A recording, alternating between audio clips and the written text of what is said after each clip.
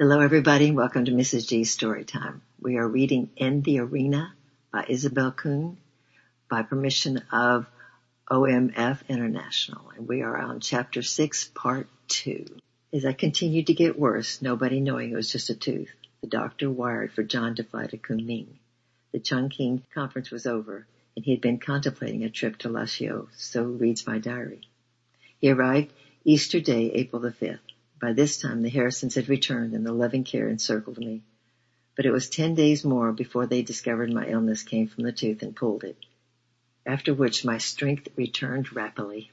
During this time, the Japanese were advancing up Burma, the British retreating before them, and the Americans evacuating. The Burmese began to flee to Yunnan, and we at Kunming had occasional air raid alarms. Then we heard that the Japanese had taken Lashon, where John had been if my wire had not brought him to Kunming.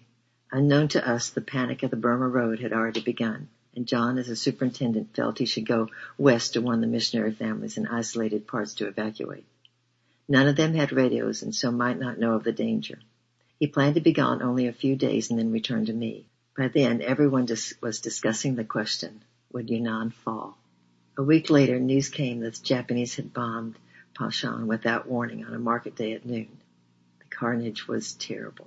My diary reports rumors that 15,000 were killed. Survivors stampede on the Burma Road in a panic to reach Kunming.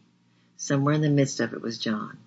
Then on May 9th, John himself arrived escorting Carl Harrison, who had been at the school in Talo. Lietta Partridge, Grace, and Eric Cox, and baby Miriam. These latter had barely escaped with their lives. As their truck was climbing the San Juan Canyon, the Japanese arrived on the opposite bank and opened fire. They abandoned the truck and the few possessions which they had hastily gathered together on hearing they must flee. What a story of wandering with an infant over wild mountainsides trying to find Pashan, then to arrive and see it in shambles. No missionary was killed, for those stations there had all fled to our stations of Oak Flat, thinking the Lisu Mountains would be safe. 4 days later, John left for Tali to try to get other workers out. Then reports and rumors came piling in, one after the other. One such said the Japanese were advancing on us from 3 directions. They knew they had reached the Shanwen River in the west, for they had fired on the Coxes. Another report said the column was advancing up the Mekong River from the south of us. Another column of Japanese were said to be approaching us by the railroad from the Indochina to the east. The British and American consuls began to advise that women and children evacuate north. Everyone said Yunnan would fall. Not yet a naturalized American, I came under the jurisdiction of the British consul, who did not hesitate to urge me to flee north. David Harrison was not home, and he was on a preaching trip in the country. In the Kunming Harrison household were only 3 women, Kay Harrison, a new worker, Evelyn Gibson, and myself. 4 others of our missionaries in a China Intermission guest house over the way had decided to fly out to India. The consul had told us we might evacuate to India or travel north to the Chengtu with the Royal Air Force Corps, who were proceeding in army trucks. The British consul was irritated that I showed reluctance to leave. Everyone's going to have to evacuate, he said, and the trucks are going to be at a premium. By staying on now, you will virtually taking the place of a truck that should be kept for women and children, even now fleeing towards us on the Burma Road. It's selfish to stay. What should we do? If only John would return. But John was not my source of guidance, and the Lord was absolutely silent when we prayed for direction. Experience had taught me to stay where I was until he did speak. But the RAF convoy was leaving early on May 17th. On May 16th, we got word that the Japanese had crossed the San Juan on the Burma Road, and still there was no guidance from the Lord. Stories of Japanese atrocities to women in Hong Kong and Burma poured in. The irate British consul sent me word 3 times in that day, ordering me to go on the convoy the next morning. What should we do? We decided to go. We could take a bedding roll and 1 suitcase apiece. Of all one's goods, what to pack in 1 suitcase? Dear little Ava kept crying around the house, helping us pack. If only she could go too, she wept. But since accommodations, even for British women, is difficult to find, how could I ask them to make room for a Chinese girl? Said the perplexed Sister Catherine. Carly, about 6 years old, was with us too. Early in the morning of May 17, 1942, we 3 women, Carly, Ava, arrived at the airfield where the convoy was. We were praying for Ava's future. Kay wanted her to go back to her own home. And then the Lord did a kind thing. The RAF captain came around to check our identity and saw Ava crying. Remembering that she looked like a child. "What is she crying for?" he asked. "She wants to come with us," answered Kay desperately. "She doesn't want to be left behind." "Oh, she's not very big," he said compassionately. "Let her get in, sure.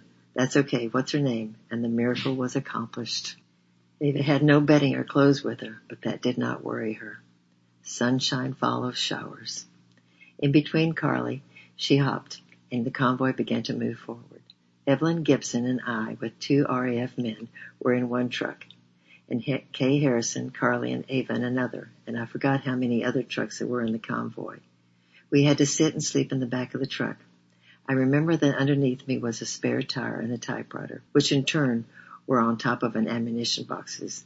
I put Evelyn next to the wall of the truck, and I slept next to her. One of our men slept next to me. The trucks must have been small, for that was all they would hold. We ate RAF rations, and when we stopped for sleep, the men had to take turns standing watch all night. 7 days and 6 nights of such travel on the Burma Road, and plenty of time to think. Dust and rattle made conversation a burden. Out of the sunny Yunnan into the cloudy Krakow, I had left my husband behind in Yunnan, and Evelyn had left her fiancé, Norman Carter. Sometimes I found her crying softly to herself, and that was how I felt too.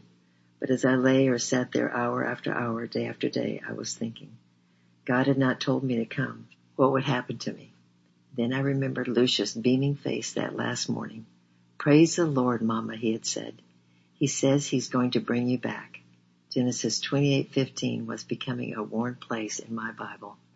"Well, Lord," I conversed with him on the way, "maybe I'm out of your will in this trip. You did not tell me to come, but you let me be pushed into it, and you gave me Genesis 28:15 that morning. That I know. Now I claim that wherever I go, and I claim the promise to bring me back. This land must mean Pashan. So someday you're going to take me back to Pashan. Of course, I don't know when, but I have a feeling the Japanese won't get Yunnan after all. Oh dear, why did I ever leave? And oh dear, my lonely heart." And I twisted and squirmed with heartache. As we passed through Pichi in Kwachow, Providence, the convoy allowed us to stop and visit our missionaries there. Sister Wazel and Sister Herzl, German Women's Mission, were so sweet to us but knew nothing of the war conditions. They were carrying on as usual. We met some Myola tribesmen on the road, and my heart twisted and tore itself anew at the memory of the Lisu and how far I was traveling from them. Our RAF, which is short for Royal Air Force, men were very good to us. A Scotsman named Davidson sat next to me most of the time and told me of the terrible carnage of Pashan's bombing. They had arrived fleeing from Burma at sunset of the day of the bombing, and he said it was breaking the day the next morning when they finally managed to get through. The destruction and the carnage was so terrible. The RAF had been through all the Burma fighting, and their talk was gloomy. China would fall, for sure.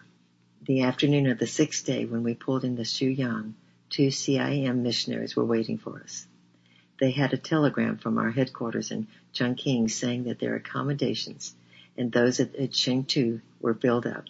We were to get out of the convoy at Lasien in Shuan Providence and stay with Mr. and Mrs. Arnold Lee until further notice.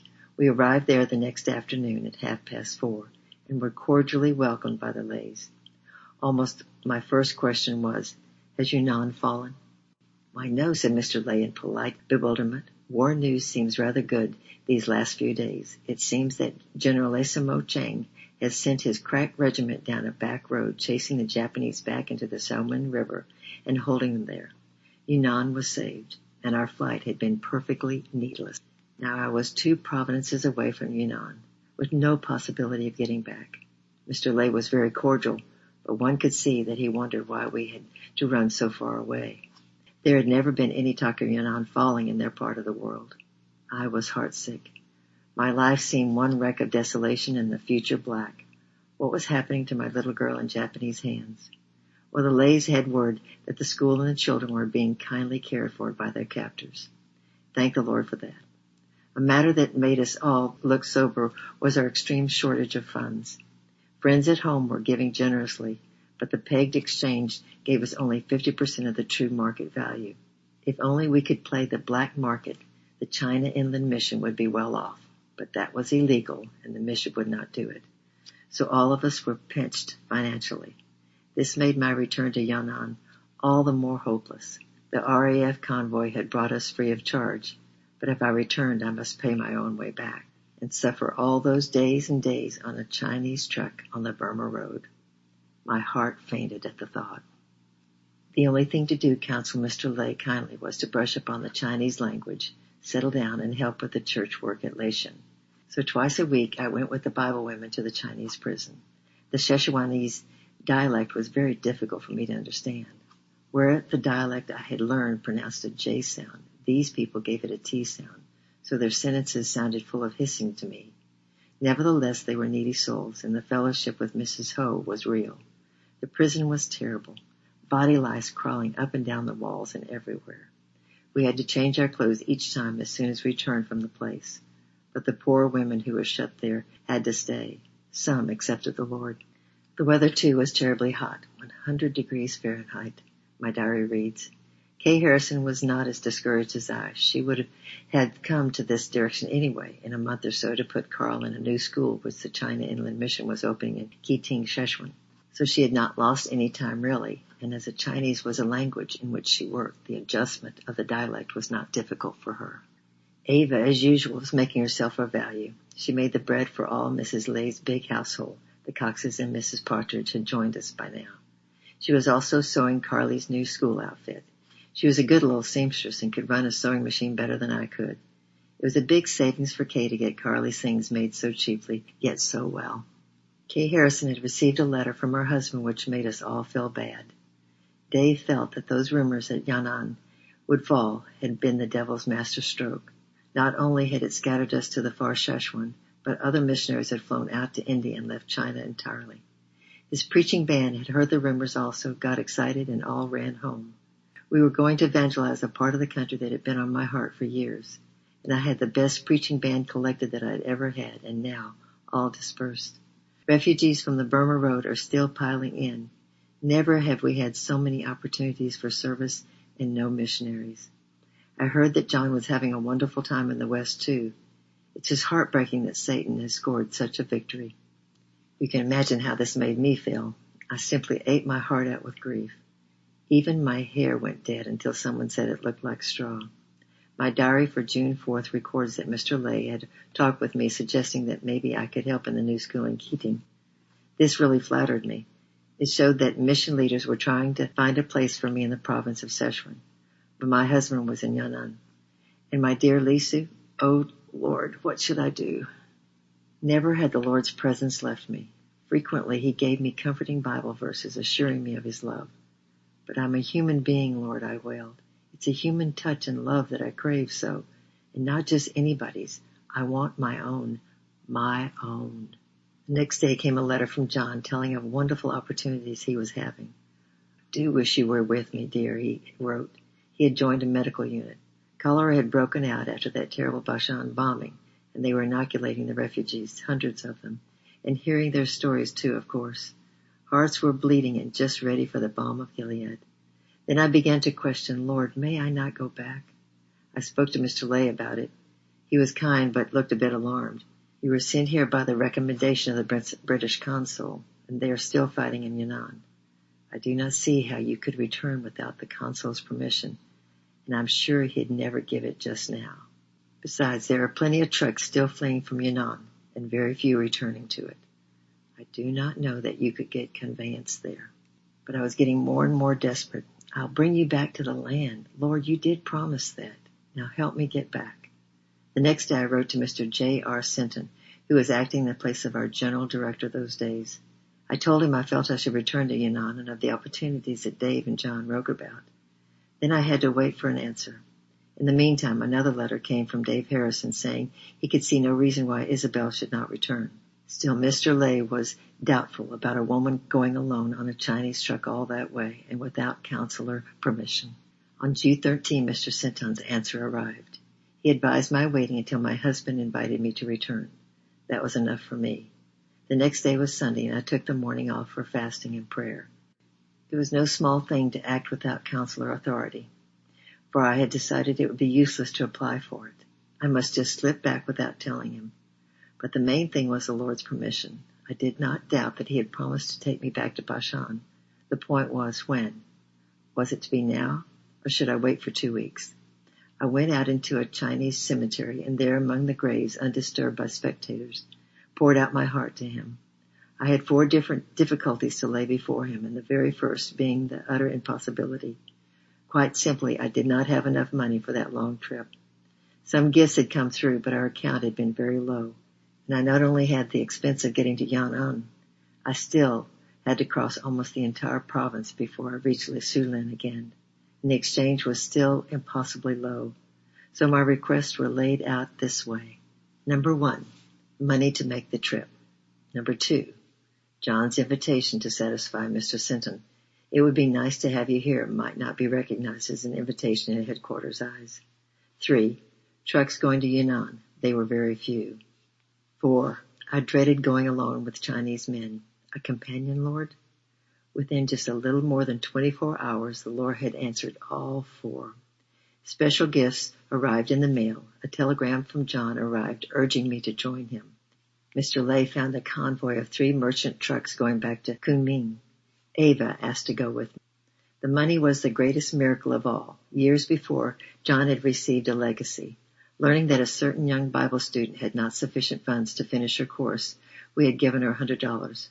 She wrote that if she was ever able after graduation, she would repay us. But we merely laughed at that. We gave it to the Lord and forgot about it. We had truly forgotten all about it. But the Monday after my prayer day, the mail brought 2 letters from this girl. These letters were written and posted 6 months apart, and yet they arrived at the same mail. Each letter contained $50. The marvel of it has never left me. The gift of Ava was just as unbelievable. That previous Saturday morning, as I passed through the laundry, I saw Ava scrubbing some of Carly's clothes and silently weeping. I did not know what had caused her tears and did not feel I should ask. But I did know that whatever trouble was, her Lord could help her. So I put my arm around her and whispered, "Tell the Lord about it, dear. He can help you." And then I went on my way. When the money for my return trip arrived so miraculously, of course I ran in to tell Sister Kay. Ava, sewing in the corner, heard me say I had money to take me back to Kunming.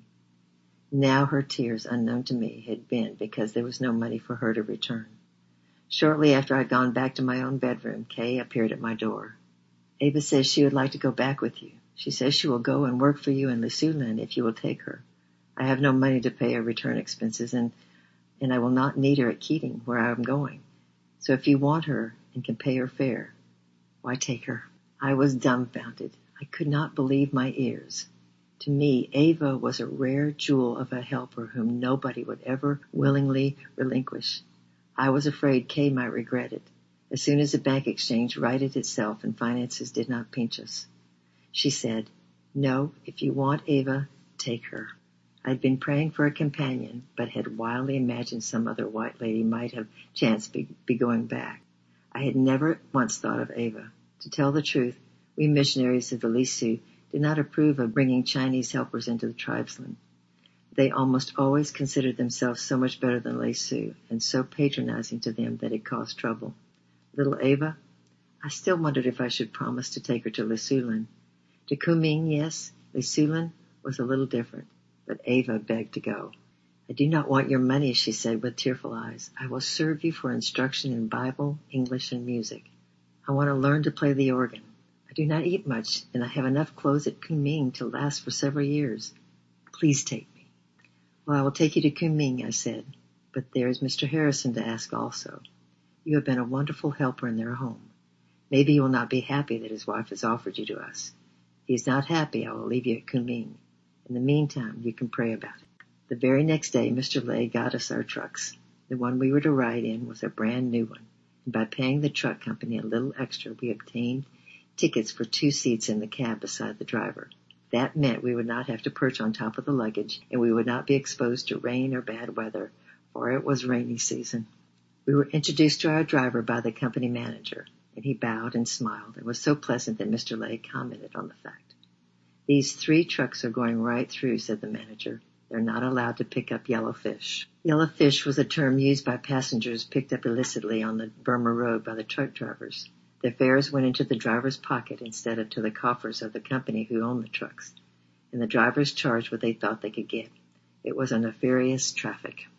We'll stop here and come back next time to learn about their trip back. I am praying for you. I love you, and bye-bye for now.